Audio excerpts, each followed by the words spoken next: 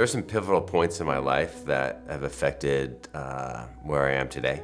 You know, as you reflect back on your life, you sort of look at the branch points. You start to look back at some of the doors that opened and the choices you made.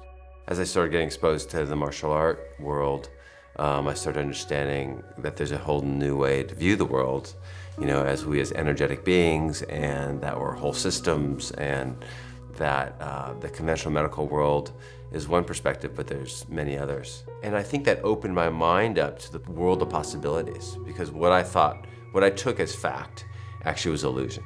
Then it really got real for me several years later when a family member of mine, she's HIV positive, and she went into liver failure and in a hepatic coma, basically went into a coma.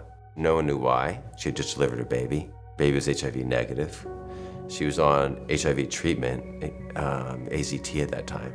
What we didn't know, but we knew later, was she was one of 4 people that had this happen to them. The other 3 people died.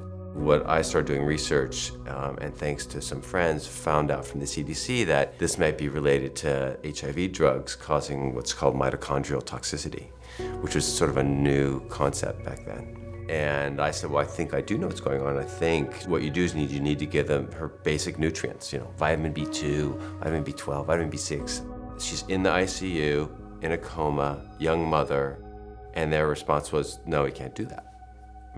And my response was, you're giving her medications that are toxic, that are expensive, that may help, may not help. What's wrong with giving her some vitamins, basically? I'm just gonna give it to her myself. And so I started doing it in the ICU, and the nurse would sort of walk out of the room knowing what I was doing. And the docs didn't know about it at first, and then started to know about it, but never wanted to talk about it. She's the only one of 4 people that lived. That dropped me into the need to really change the system. You know, I knew I wanted to change the system in theory, but my personal experience of this really has made it a main piece of where I want to spend my time.